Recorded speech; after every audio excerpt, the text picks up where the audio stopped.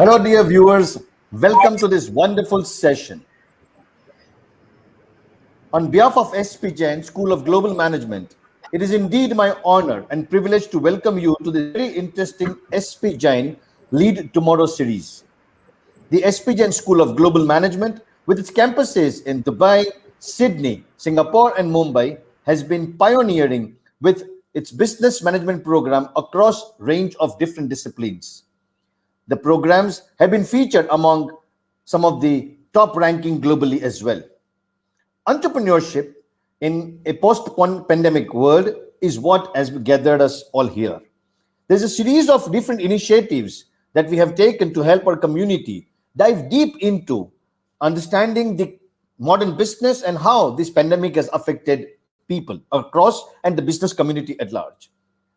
In order to curate engaging conversation, we on SPGen's LinkedIn handle every month bring such initiative when we have the SPGen faculty and alumni share their own experiences, their insights, and their understanding about how the things are evolving.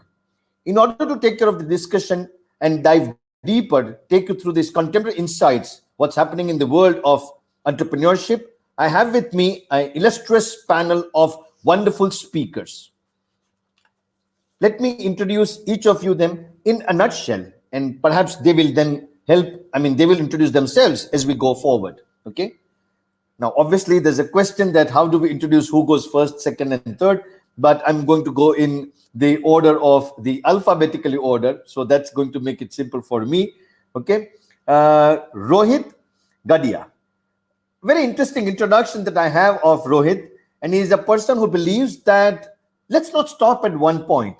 Continuous, okay? So believes from peon to president, believes from clerk to CEO, and has a tremendous passion for doing business, has a tremendous passion for doing different businesses. So has hands in technology, finance, and has into multiple businesses. That's Rohit. Rohit, over a period of time, when his turn comes, is going to introduce himself as well. Next we have is Dr. Professor Parimal Merchant. I think there must be some connectivity issue. So sir will be seen once again in next 1 or 2 minutes. Till then, let's get, I'll introduce Yash Singh with you guys. Very different person here. A person who studied his undergrad in a education of mass media. And when he got into mass media, there was perhaps, I didn't know whether he was inclined towards his family business or not. But post mass media, he got into the business of foundry, which is a very unconventional combination. But he successfully joined his family business, has taken the family business to a new height, has got into a new business also within the family business by creating a new patent. More about Yash is going to share over a period of time when we get to him as well. And as soon as Dr. Parimal Merchant joins in, I will get his introduction also to each of you. Okay. Somehow some internet connectivity, maybe that's the reason is not there. We had one more panel speaker, Miss Akshansha, but somehow she's not been able to make it because of some personal reasons. But we have her good wishes as well for this wonderful occasion. So guys, let's get going. Entrepreneurship is not something that's happened today. We've got Parimal sir with us. So for the wonderful viewers, introduction of Parimal sir, as I said, a brief introduction. So anybody across India and larger part of the other countries, which I'm going to say are Pakistan, Singapore, China, including UAE and Nepal. These countries, whenever they have used the word family managed business, they have found a synonymous name, and that is Parimal Merchant. Stalwart in the field of family managed business over last 2 decades, has had an experience of more than 3.5 decades of different management practices, and has worked and helped and assisted more than maybe 5,000 students across different platforms, and more importantly in the family managed business space. A legendary person, a person himself is an institution, is also with us, Professor Parimal Merchant, Dr. Parimal Merchant. I fondly call him Parimal sir. I think that's something that Yash will also share. Okay. So I was talking as entrepreneurship is something that's not been practiced today, guys. Many of us understand that startup word and things are happening today. So it's something that has come very recently. No, it's not the case. This has been there since many years. Most of the businesses that any point of time started was always an entrepreneurial venture, an adventure of doing something with an enterprise, which is enterprise. Over a period of time, we give different words to it. And over a period of time, entrepreneurs did different things also, which has created a, what you can say, an ecosystem of people doing different businesses. I mean, in the today's times, we have tech business or businesses driven by tech. At the same time, we've got businesses which are still fundamentally driven in brick and mortar also. But both of these exist in a very wonderful created ecosystem, and which I believe is evolving over a period of time. We have these three panel speakers, and all the three are going to share their insights. We have Parimal sir, who's going to also share his contrarian perspective to different prevailing thoughts also. So we'll have a very good insight of understanding how business people, like for example Rohit and Yash, perceive the market and have experienced the post-pandemic world also, and the passage through the pandemic period. At the same time, we'll have Parimal sir also present his contrarian view. But before that, I'm going to give each speaker about 2 minutes to say about something about themselves, give brief introduction about themselves on their own. Rohit, over to you, please.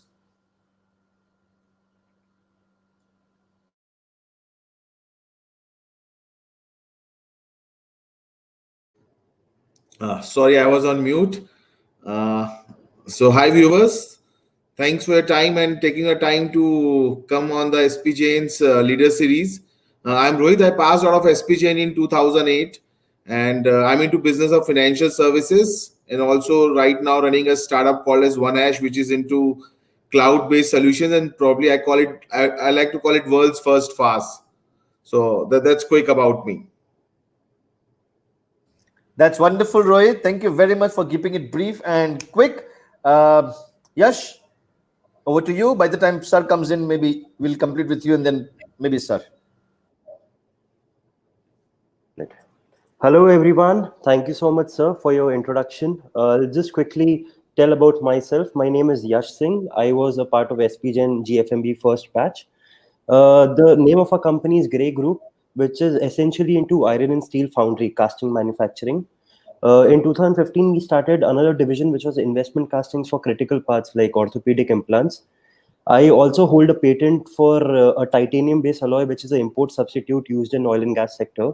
And so our new startup, which me and my wife have co-founded 4 years ago, has almost taken 70% of all the tenders of Indian Oil, Bharat Petroleum, HPCL, and it has been one of the fastest growing startups in oil and gas sector. So that was real quick about me. Thank you, sir. That's nice, Yash, and I sincerely wish both of you a fantastic future ahead. I'm sure that all the viewers who are sparing their wonderful afternoon today or morning, depending on the time zone that they are in, or perhaps evening also, going to get good value out of this wonderful session. Okay, guys, we'll get on to our journey, and as and when Parimal sir joins in, we'll perhaps take it further from there. Okay, so I'll just start asking some basic questions as to understanding the scenario, and then we go to the pandemic aspect as well.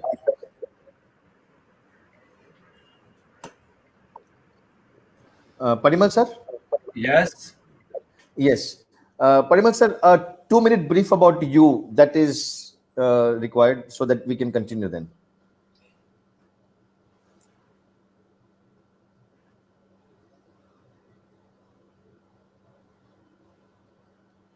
Okay.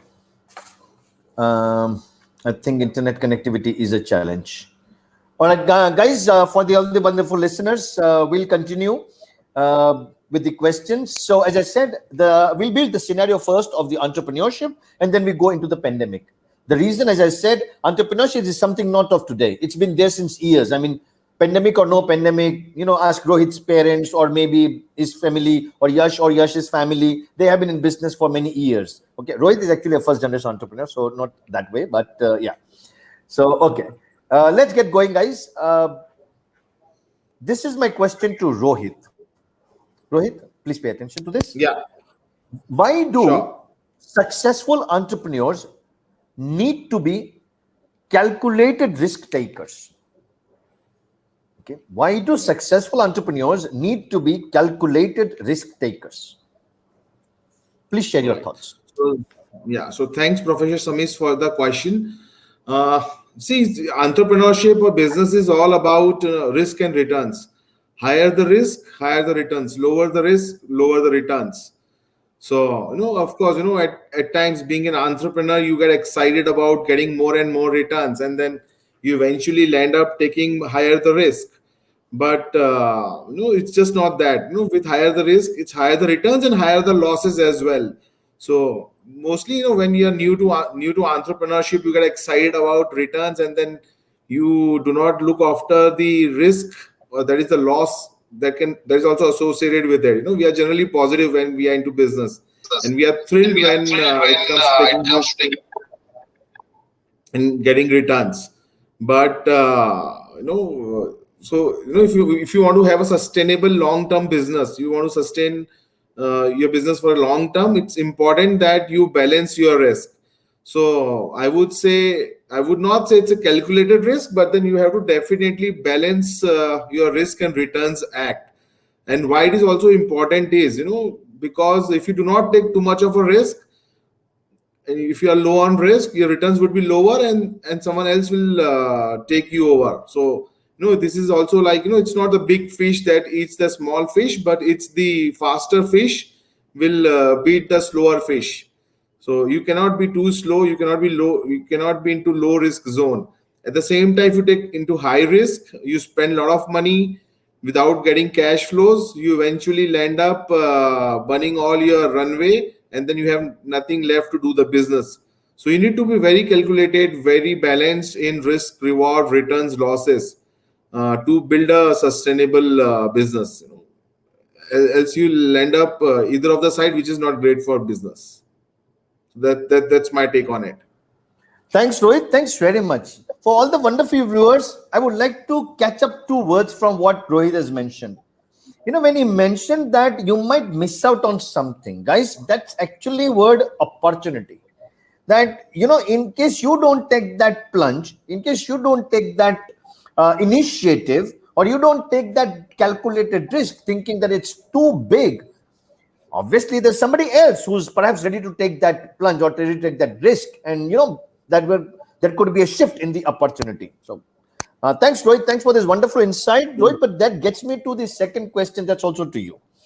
So Okay. that my second question to you is this. Okay. One hurdle that almost every entrepreneur, whatever the time being. So therefore, this is like, believe that no pandemic exists, something like that. What one hurdle that almost every entrepreneur faces during their career is financial uncertainty. We're not using the word insecurity, we're using the word uncertainty. Okay. How do you overcome it? I mean, do you have any guru mantras or any 2-3 liners which could say, okay, use this and you can overcome that hurdle or that thing, please? So I don't have my own liner, but then I would like to definitely quote Sir Warren Buffett here. What he says is uncertainty, or again the risk, or something probably you are not aware of, which is not certain, is when you have not done your homework enough. So and eventually business or anything in life is uncertain. I think the only certainty is the uncertainty. So there's nothing which is certain, and there's nothing which is certain. The entire life is uncertain. Who knew that pandemic would come in? Who knew what's going to happen next 30 minutes? So entrepreneurship or the entire life is uncertain. Now coming to the core question of financial uncertainty, the financials are always uncertain. But then how do you overcome it?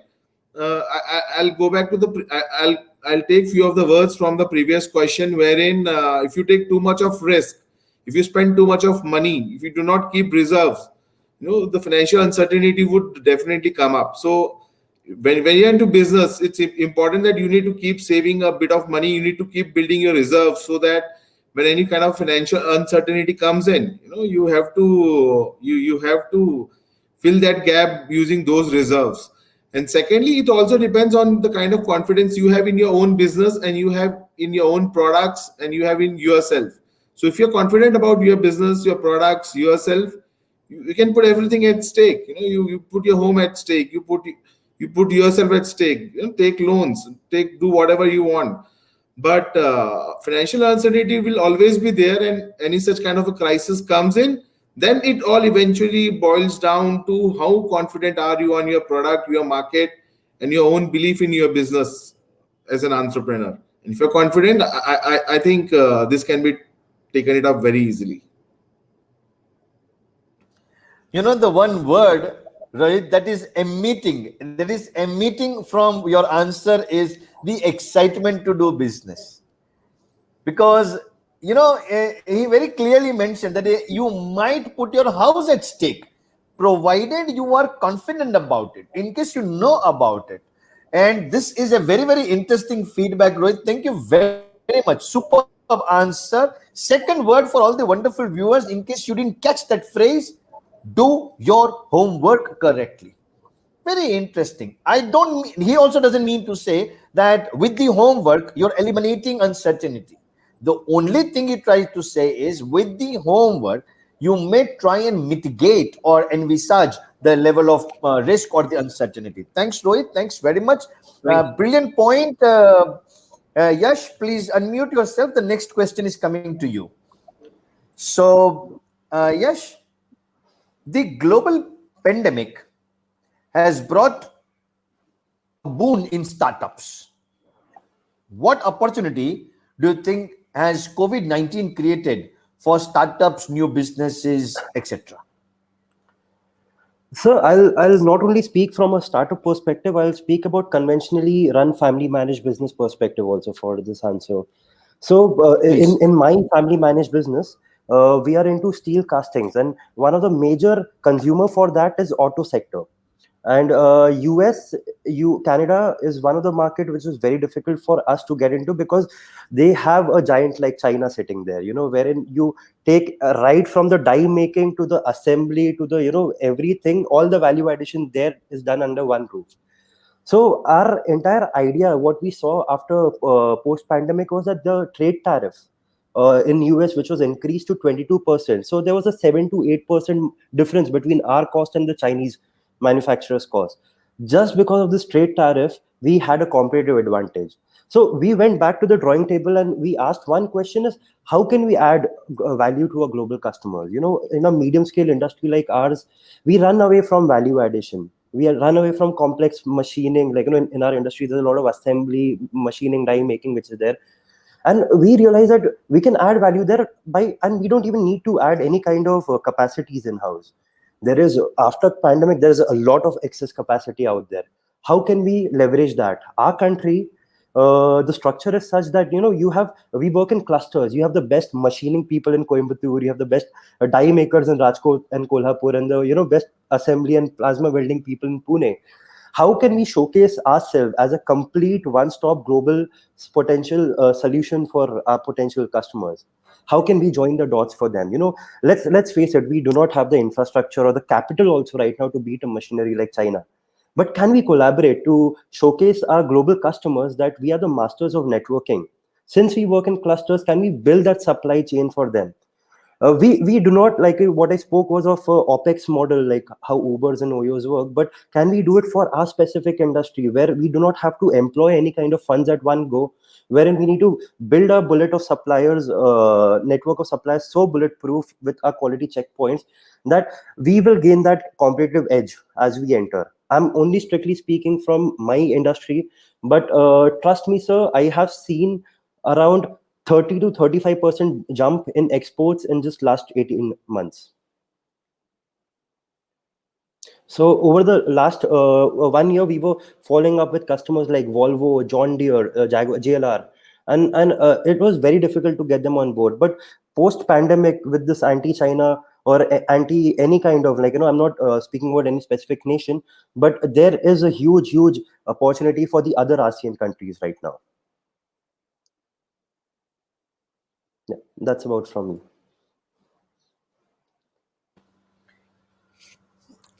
Yash, different physical locations at which a business operates.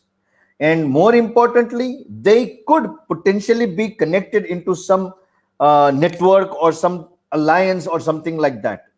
Well, easier said than done, but I'm sure what you're trying to indicate is the opportunity that is seen for not today, but maybe future businesses. Okay. And I'm sure I understand with one point that during the pandemic and the post period also, there have been some instances wherein we saw that different businesses were making efforts to help the other businesses. Instances, some instances. So that is something, a very interesting point that you have mentioned. Very nice, fantastic.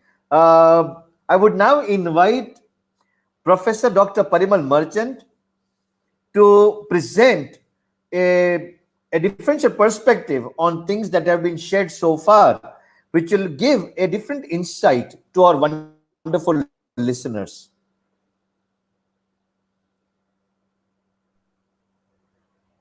Thank you. Entrepreneurship is being talked today, and today that is the theme of this program. But one of the good thing to learn is about the people who have been entrepreneur for so long, and that is all family businesses. So I will share with you some of the insights about entrepreneurship from the family business with reference to some of the point made so far. One, we have been made to believe risk and reward go together. Higher the risk, higher the reward is only a statement to be given to others.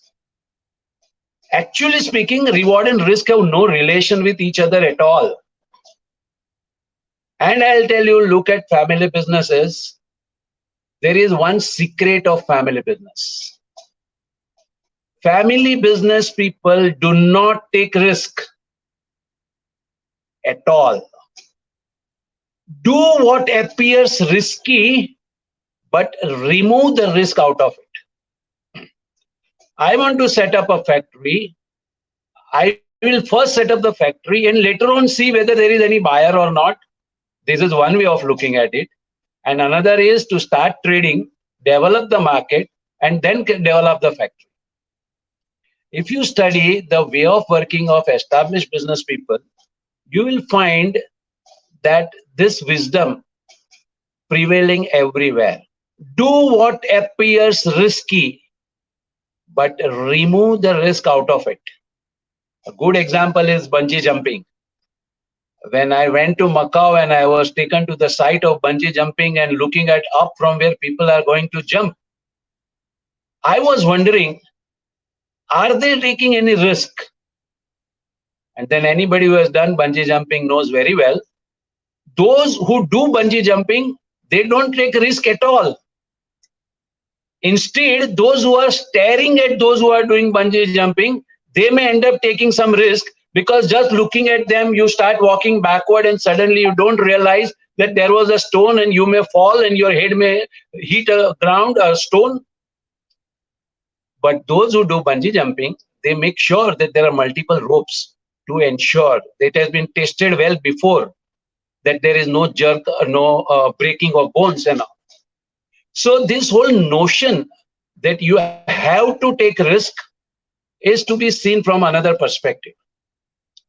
Ideally, this whole idea came up by a lot of people, and I am also looking at a lot of startup, that just now, unfortunately, we have reduced the whole business to only finance. Itna paisa lagega, that much money will be applied, this much money will be burn rate, this much money we have to raise, this much money we have to do valuation. Actually, in business, finance is only one of the part. And in fact, a very small part.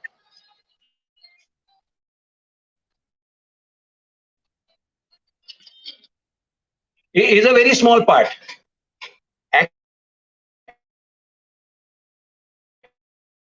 Actual business means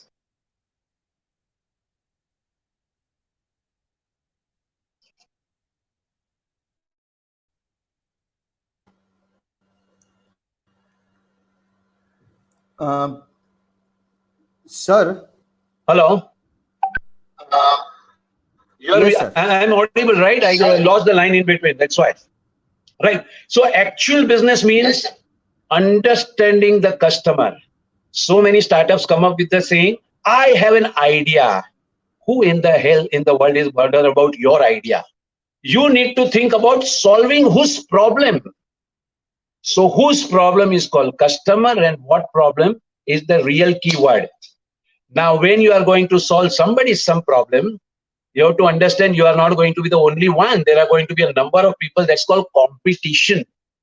So when you are out there to solve somebody's problem, you have to think about competitive advantage you have over others.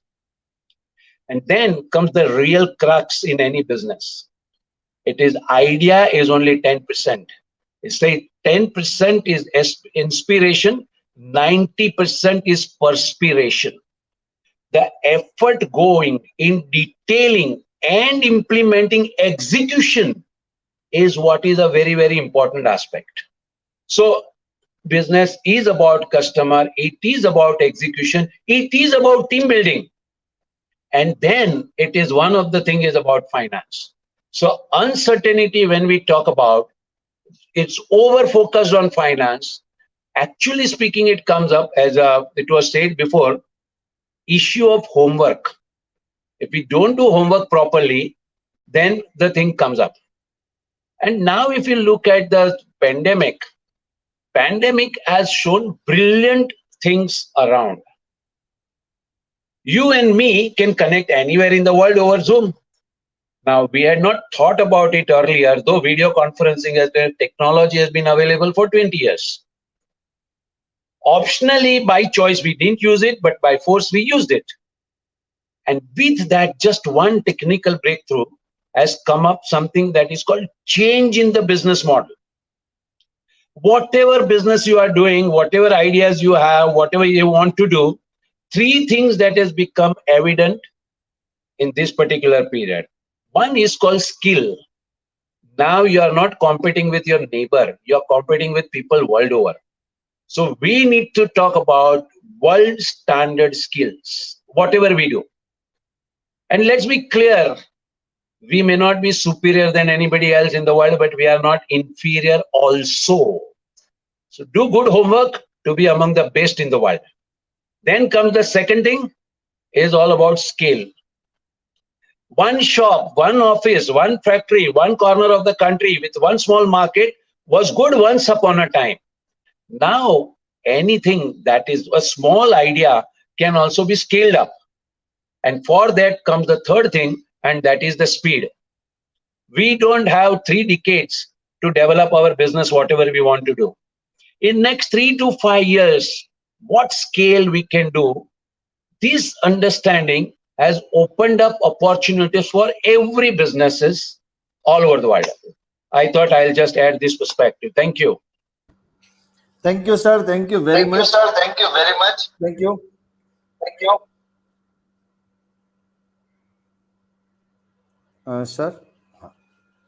Okay. So thank you very much, sir. It was a very, very interesting insight and absolutely a differential perspective, and 3 things that hit very hard to everyone. I'm sure everyone. Okay. For the sake of the wonderful audience, I'm just repeating it, guys. Global standard of skill, scale, speed. And if we can, I wouldn't say go one step further. In case we can get one of those things, you're much better than the other one. And that's a very important. Thank you very much, sir. Brilliant insight and brilliant perspective that's come up. Guys, we continue our question and answer journey. And Rohit, you step in again. Okay. And I'll tell you why I got Rohit in for this question. So the reason I got Rohit in for this question is he is a technology buff. I mean, he is into capital via and he is into technology. So finance is one area, but he's into technology as well. So Rohit, this question is specifically related to technology. Therefore, I hit it to you. Time and again, history has demonstrated that companies invest in fully differentiated technology, and they win over a long time. Would you agree with this? And if yes, what are your thoughts on it? Differentiated Thanks. technology. Yeah, thanks once again, Professor Samish. So, as far as do I agree on it? So, it's 100%. There's no doubt about it. Second is it's irrelevant if I agree on it or not. My thoughts on it is irrelevant because if you look at the history, forget what I'm saying. If you look at the history, if you look at the facts, it's been proven that the companies which invest on differentiated technology always will lead and will have a huge leap, which always take a huge leap. Taking a clue from what just Professor Parimal Merchant said, look at Zoom. So Zoom has invested on differentiated technology. Of course, we had video conferencing, all these solutions earlier.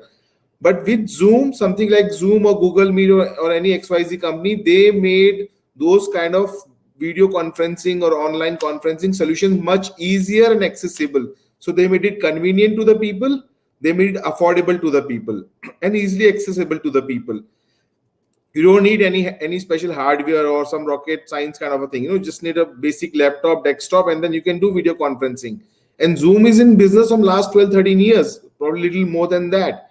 But then Zoom didn't pick it up so well then, which pandemic helped. But then Zoom or something like this, they have a long-term vision. I mean, when you say the question itself says that differentiated technology helps in long term. So of course, when you invest in differentiated technology, the perspective is always long term. So the moment this pandemic came, of course, they didn't invest Zoom for the pandemic, but the moment this pandemic came, Zoom grew by 37 times.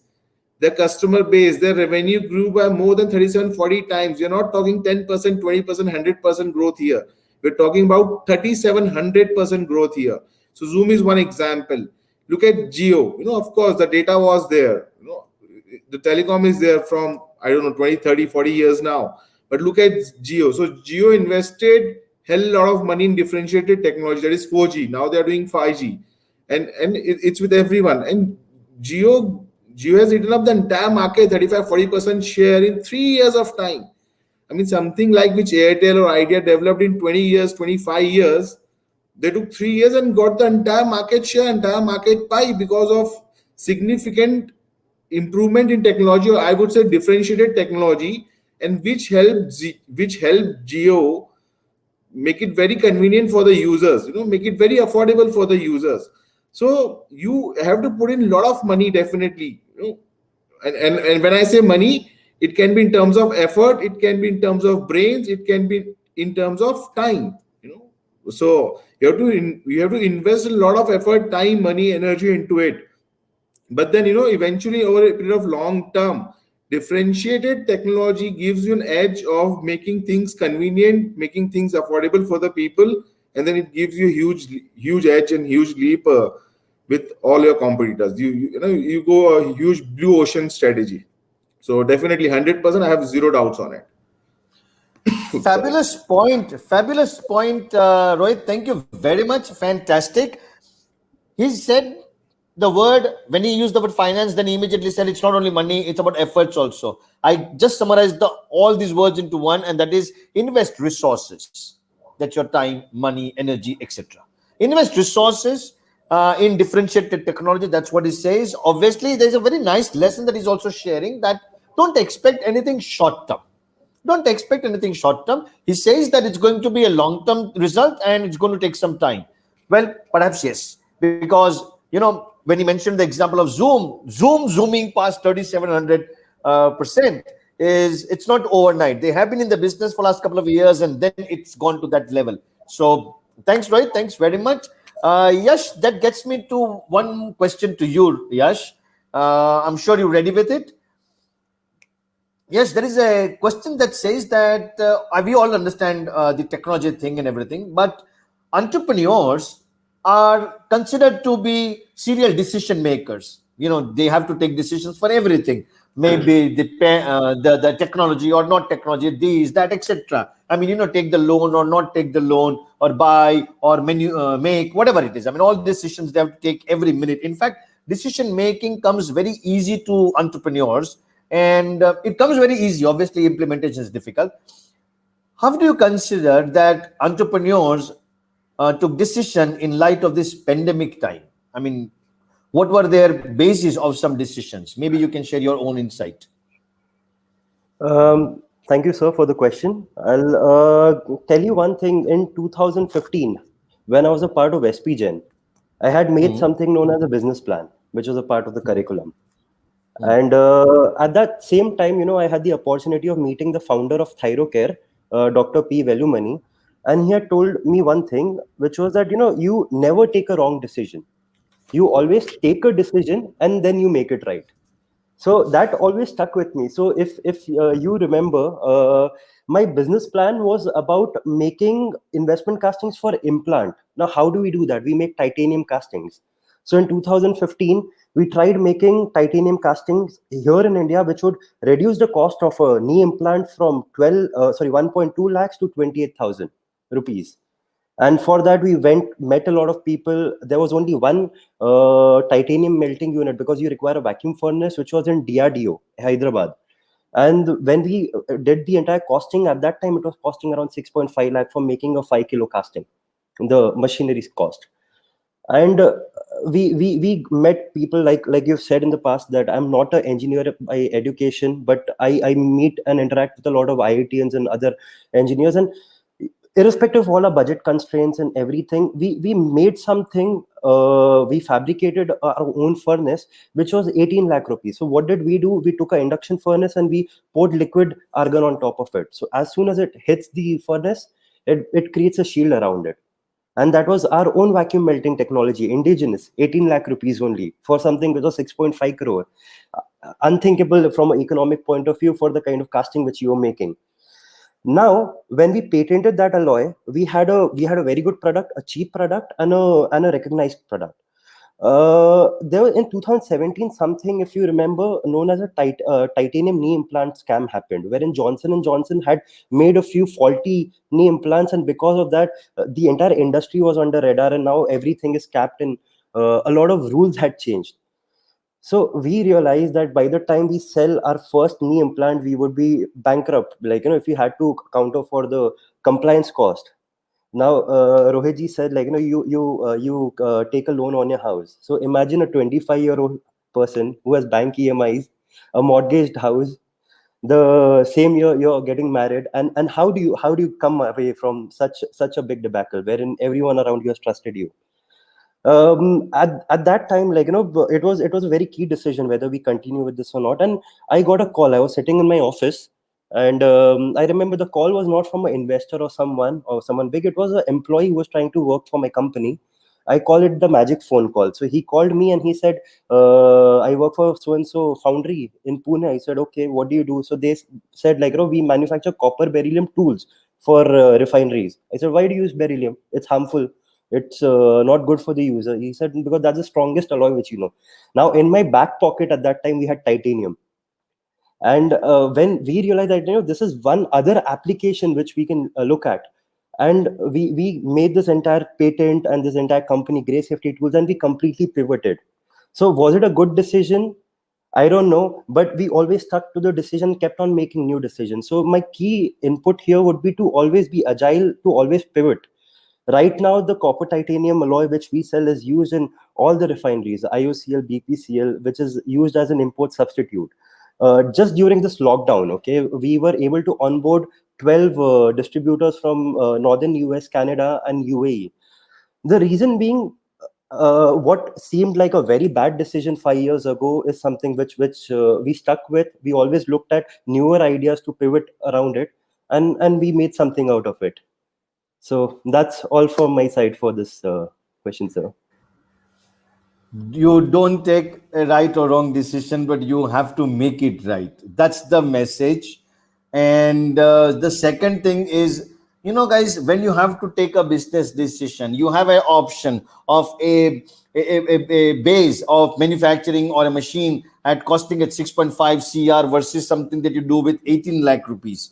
Okay, does that match? Somebody might say it's not going to be viable. Somebody says it's going to be viable. And at that point of crossroads, there is a decision to be taken. Obviously, Yash nor his family would be knowing the impact of the decision at that day and that minute. But over a period of time, you come to know the idea is to make the decision right. Well, he shared his own experience and his journey. And thanks, Yash. Thanks very much for the response. I have one question received, Rohit. That question, I'm going to shoot it to you because it's based on technology. And then after your question, we'll go back to Professor Dr. Parimal Merchant. Okay. In the current dynamic environment where technology is changing every day, what do you think? How long is a long term today? That's an interesting one. How long is a long term today? Yeah, this is a question from the viewer, and it's a good question. Yeah, I think the question is from CA Dhirender Tyagi. So I'll answer this question from an entrepreneurial perspective. Of course, you can put a lot of English behind it, but as my friends know, and I'm bad at literature and English and pretty good with numbers. So, but I'll definitely answer this on a entrepreneurial perspective. So, being an entrepreneur, you get into business, of course, eventually to make money.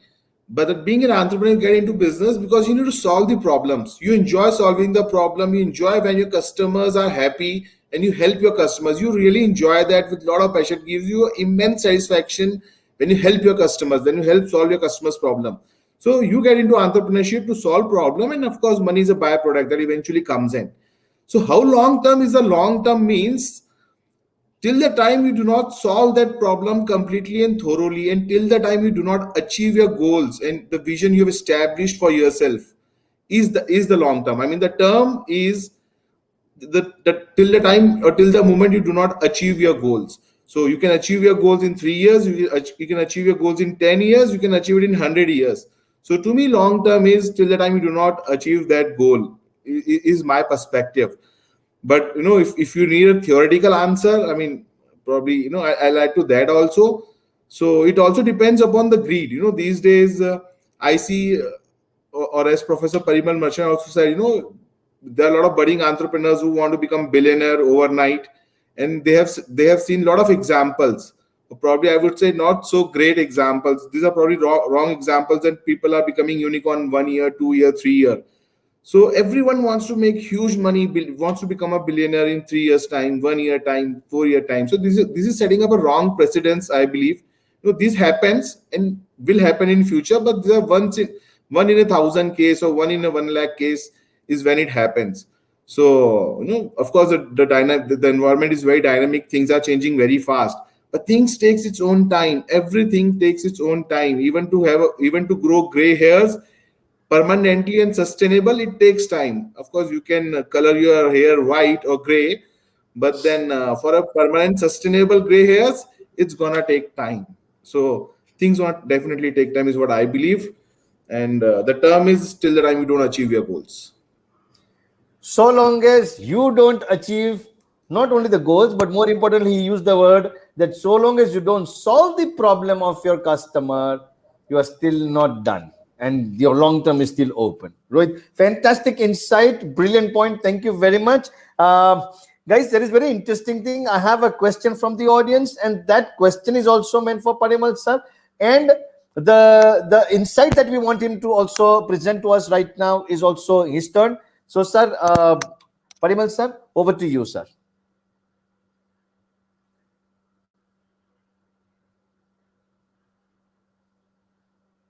Managing for results.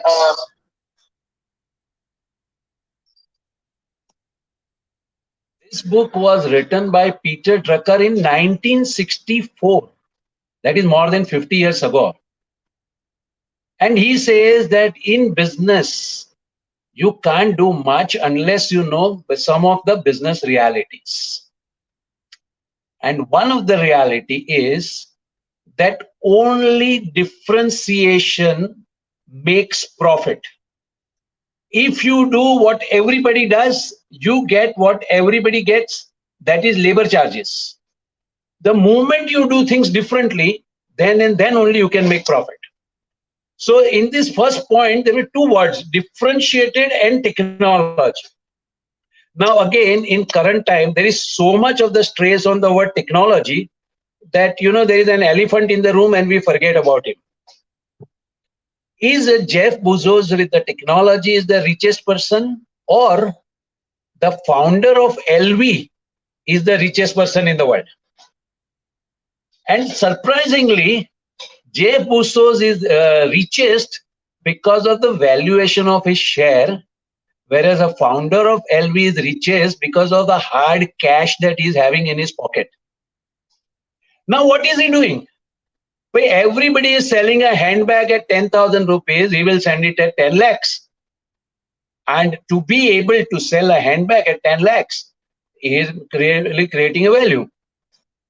There are grocery shops in India, and then there is a DMart. Now, DMart is not using so much of technology as much as of business model. So technology is a tool for business model, but it is a business model which has to be thought about doing things differently than whatever is going on. And then there is one more reality.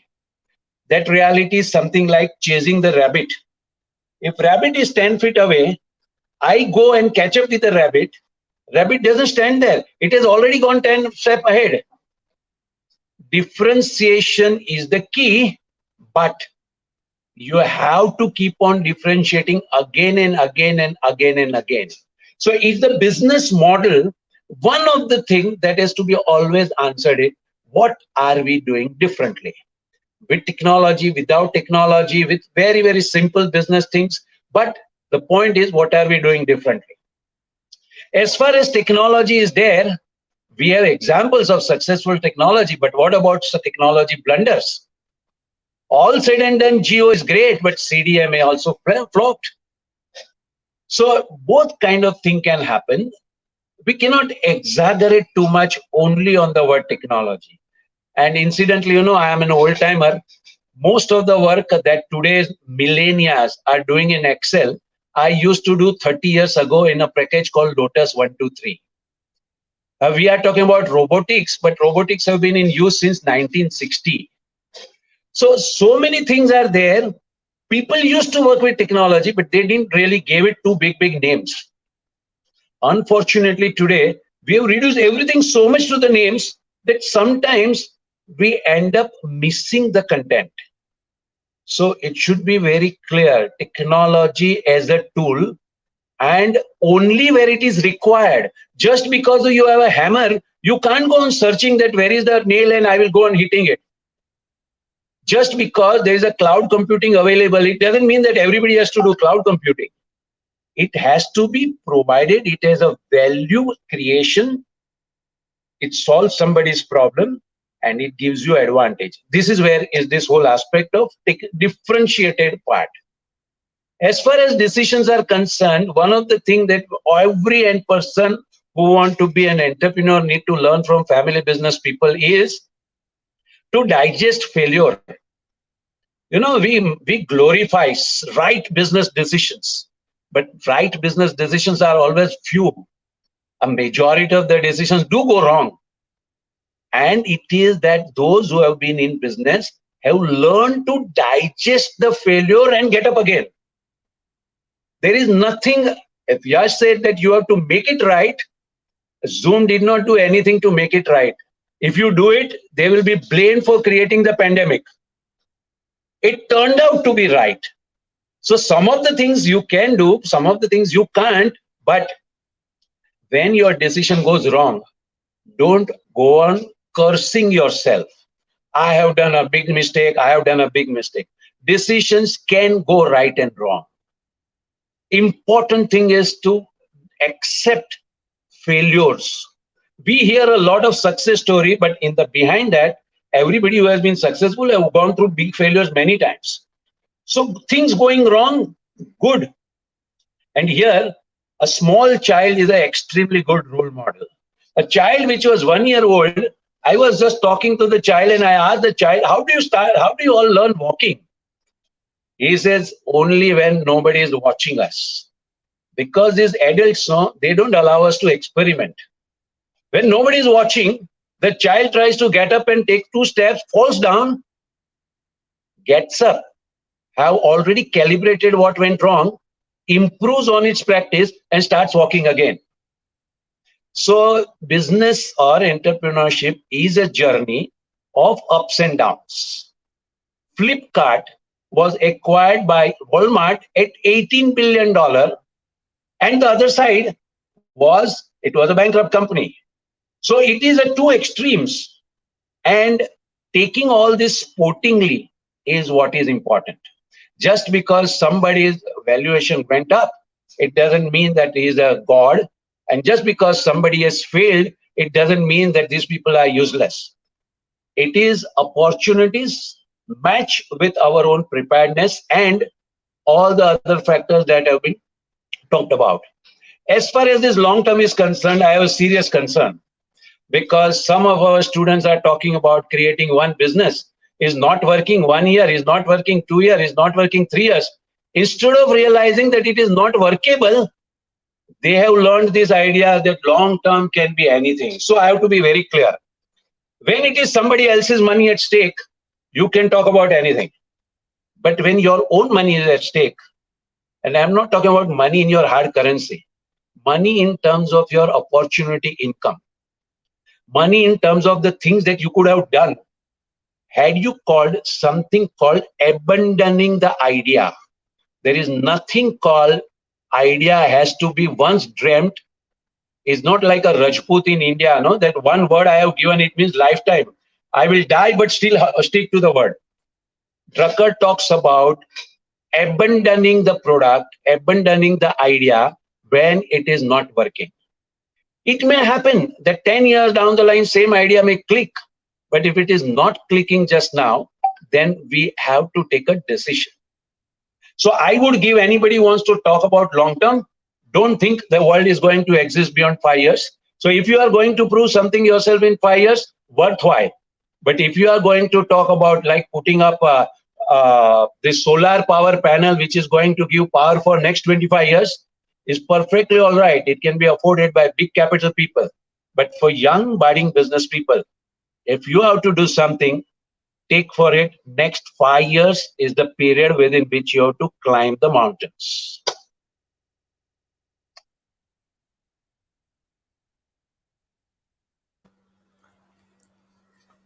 Thank you Yes, very much, Amisha. sir. Thank you very much, sir. Thank you very much, sir. Thank you very much, sir. Okay. Sir, I have two questions from the audience, and which are directly to you, straight to you. I mean, that's something that I felt should be one. One is, sir, what kind of measures should be taken by entrepreneurs who want to keep their legacy for future generations? And there is another question which is in sync with it, or maybe close to it, is in the post-pandemic scenario, what are the upcoming opportunities for India on a global front, which may help India become a global power? Parimal sir, both of these questions, we wish that you address that. One night in dream, I was discussing with Amitabh Bachchan that what is he doing to take his legacy forward? How is Abhishek going to take forward the legacy of Amitabh? Now, here is this whole question. What is this meaning of the word legacy? Amitabh is Amitabh and Abhishek is going to be Abhishek. Now, you can't say that the next generation has to operate with the ghost of the previous generation. Next generation will be unique by themselves. But if you mean that whatever you are creating as a business, if you want to give it a long-term life, what do? There are some of the basic things. Give the baby, your business, enough muscles. That is called good organization. Systems and processes, team working, various values, all the things established. So good organization building is one. And as far as your next generation is concerned, groom them from very young age to learn about business, not one specific business, but business, about having to take decisions, having to digest failure, learning to respect others, learning to face rejection, and after falling, getting up with bigger dreams again. These are the kind of learnings that has to be transmitted to the next generation. Now, in family businesses, they are lucky because they see their father right from their upbringing, whatever it is, they see all this dynamism going in their house. So, grooming the next generation right from very young age for the entrepreneurial qualities, not necessarily I am in steel, so I have to teach him the steel, but entrepreneurial qualities, and building organization with good system and processes so that both can take it forward. As far as the global scenario is concerned, it is not now. Actually, really speaking, last 2 years have been nothing. They are all that we can say is that they were a period of statue. Statue means no other destruction, no properties, there were no war, no earthquake. Only the thing is businesses were at a statue. But the real dynamic started almost 15 years ago when the book was written, The World is Flat. And in the book, they explained some of the reasons, particularly 10 specific reasons why globally underdogs, that is people who were low profile, who were deprived, those who could not compete really because of the barriers, suddenly the world has become flat. Book is worthwhile reading. Globalization, technology, the business models, outsourcing, insourcing, offshoring, these different models that together has opened up the opportunity. Only thing is we have a problem for people in India. Somewhere people in India has a belief that the world begins in India and ends in India. So for them, everything is there only India. So one of our students was having a hotel in Pune, and then when I asked him, he says, expansion, we are having another hotel where? Pune. Now this was 15 years ago, so I asked him, you don't say anything other than Pune? So after 5 years, he says, sir, now you will be happy to know, we are expanding in Bangalore. My question is, why not Tokyo and Cairo? Now, unfortunately for us, this is not in our radar. Somewhere we have a notion, for a person like Yash, for example, Yash will have an idea to set up a factory in Vietnam because there are so many advantages available, or Egypt for that matter. Now, all these things, somewhere Indian business people need to realize that there is an explosion of opportunity worldwide, and Indians, particularly Indian business people, are more suited than any other people in the world to take advantages of the opportunity. I again will refer you back to the book, The World is Flat by Thomas Friedman, written in 2004. Will give you good insight to your questions. Thank you. Sir, with your response, many people would have gone flat. Because it does open up. There's a loop, sir. You'll have to go mute, sir. Thank you. Because the response what Isar has given is giving us a very strong message that for all of us sitting here, are we looking our own country, wherever we are based at? We have some viewers from different part of the world.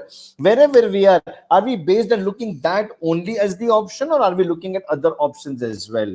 So a Pune-based person can open one more in Pune or Bangalore, but why can't they think about some other place, as sir mentioned?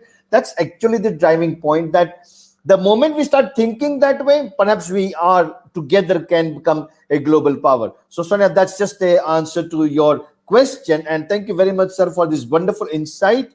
I have one more question, but we're almost on the verge of the end of time. So because there's just last one more question, I would like to respect that person because of the question. So yes, I shoot that question to you. You'll be a little quick on that. I'll just summarize the question also. The technology is as good as the people they use. From a people perspective, what are some of the key things that entrepreneurs should seek in their team to help them in achieving business goal?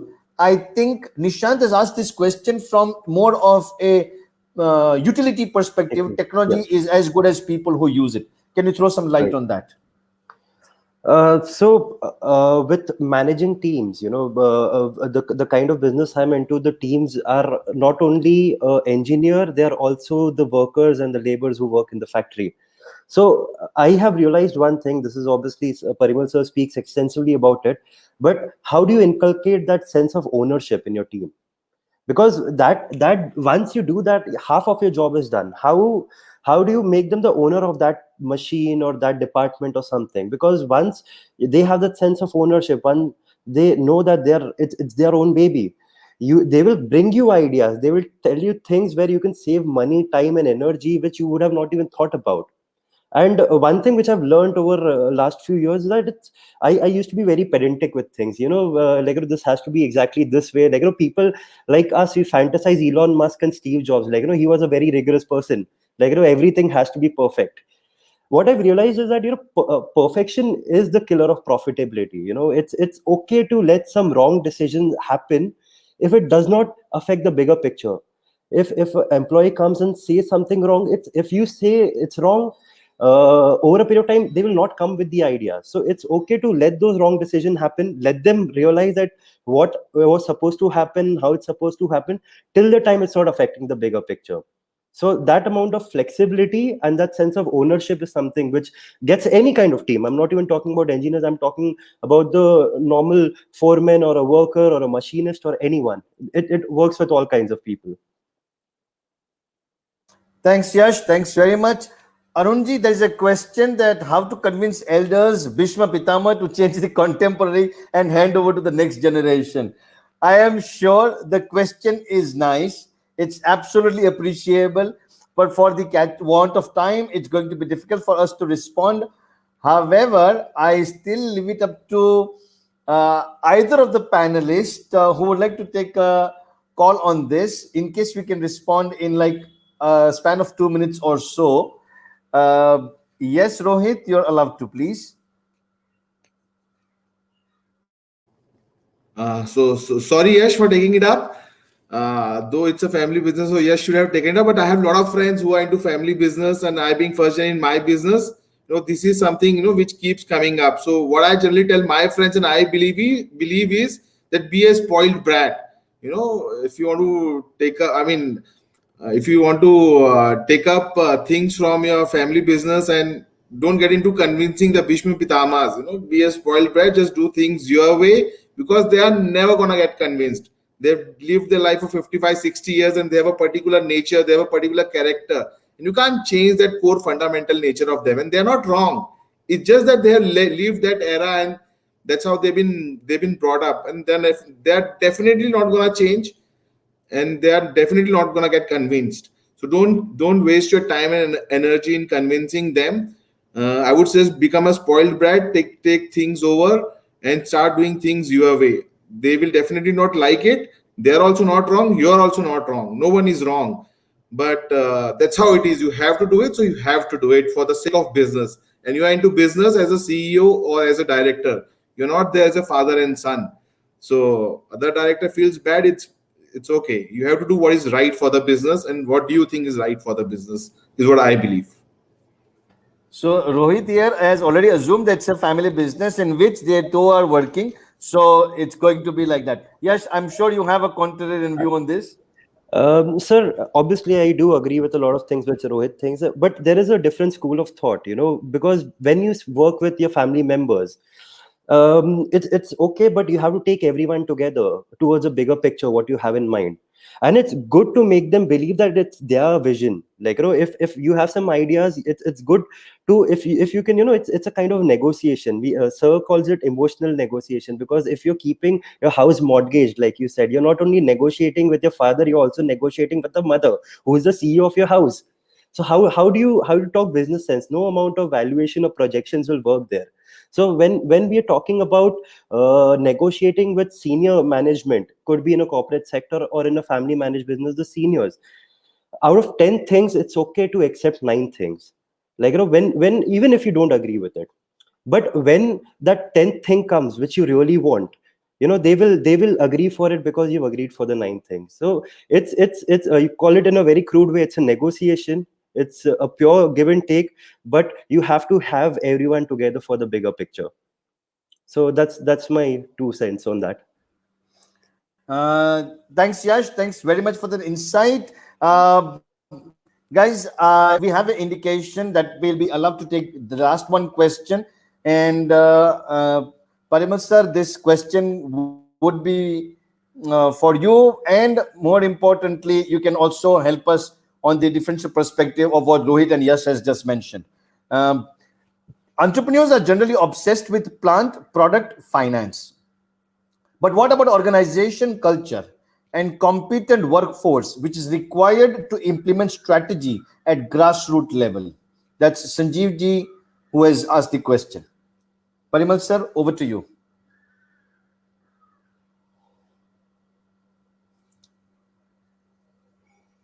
Pitama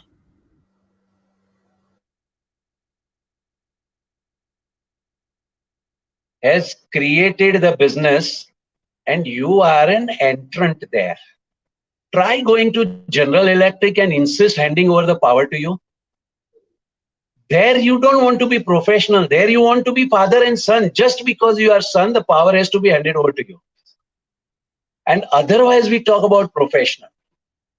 So this is one whole aspect. In my opinion, you all have to be very, very clear. If you are entering family business, give due credit to the founder for creating what it is created. And give due credit to them that if they say no, there could be some reason behind it. So you and your father are not at war. Both of you have only one interest, that is the interest of the business and the interest of the family. Spend time and energy in understanding each other. Avoid thumb rules. It is a case-to-case matter. Some of the things may be done very fast, some of the things may be taken very slow. And finally, he is the boss. All said and done, founder, it is his company, his life, he has brought in it where it is. Either you learn to convince him or he will prevail. When you are there, then you can prevail. This is my point. That's one side. As far as the other question is concerned, certainly business means working on all the areas. It means working on people as well as working on customer. We'll be working on organization as well as working on cash flow. And that is why typically a family business person, what is his job? Apparently no job. Apparently sales people are doing sales, production people are doing production, finance people are doing finance. But taking the whole team, all the functions, all the what you call value chain, as Michael Porter will say about various functions, taking the whole organization upward is what is the simultaneously is what is the concern of the owner. It is an art, and every family business person who has created a business has somewhere learned that through modeling through. Even by observing them, we can learn a lot in this particular approach of taking the entire organization upward. Thank you. Thank you, Parimal sir. Thank you very much. Thank you very much. All the wonderful participants, all the wonderful audience, viewers, it is sincere appreciation and thanks from SPGen School of Global Management. We sincerely appreciate the time that you've dedicated to this wonderful afternoon here in India, which is perhaps different time zone for different places. I sincerely appreciate Yash and Rohit also for being here and sparing their valuable time. The backend team who has helped us to make sure that this stream goes absolutely flawlessly. And obviously my mentor, my guru, and like me, many others, guru and mentor is Parimal sir, who's with us right now. Thank you, sir. Thank you very much. Actually, I would not want to thank him. I sincerely always all gratitude to him for giving this wonderful time and insights to us. Just my last 2-3 words, which I would like to end as the summary of this wonderful session, guys. Pandemic, non-pandemic, etc. Whenever we've thought that we are when we are in business, we always come through different scenarios. Sometimes crisis, sometimes not. But pandemic, if is considered to be the word called crisis, guys, there is one line that I would like to share. Crisis helps you to break rigidity. Crisis helps you to break rigidity. Many people means many people would belong to that school of thought that without meeting the other person, without shaking the hand, without having a cup of tea together, it's not possible to do business. Over the last 1.5 years, many people did business on Zoom, using other telephone media such as video calls or Skype, etc., etc., etc. Skype was existing before also. Then why did we not use that before? Even FaceTime was existing before. Why did we not use that? But this crisis helped us to break rigidity. An entrepreneur is a person who's perhaps the most adaptable type of a human being. If entrepreneur is a type, that's one of the most adaptable type. Why? You create this type of a problem, they'll find their way in that. Very recently we just compared family business and water, because we are perhaps the most adaptable ones. You cut us like this, you hurt like this, and we find a way out. That this is what an entrepreneurial person is. So whether it's a pandemic time or not a pandemic time, entrepreneurs have the zeal to break through the routine, do something different. They have been doing it and they will keep on doing it.